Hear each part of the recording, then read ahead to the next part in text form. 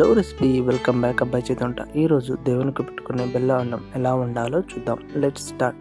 దీనికోసం అయితే ఒక పొయ్యి మీద గిన్నె పెట్టుకొని మనకు బెల్లం అన్నం తగ్గట్టు నీళ్ళు పోసుకొని మరగనివ్వాలి. ఇప్పుడు ఒక బెల్లం ముద్దను తీసుకొని పక్కన ఉంచుకోవాలి. ఇప్పుడు మనకు తగ్గట్టు మన బెల్లం ముద్దకు తగ్గట్టు బియ్యం అయితే తీసుకొని కడుక్కొని నీట్గా ఒక 3 సార్లు అనేది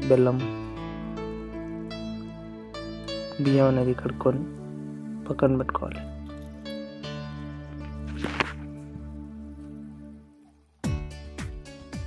ఇప్పుడు బెల్లాన్ని అయితే ముక్కలుగా కట్ చేసుకోండి.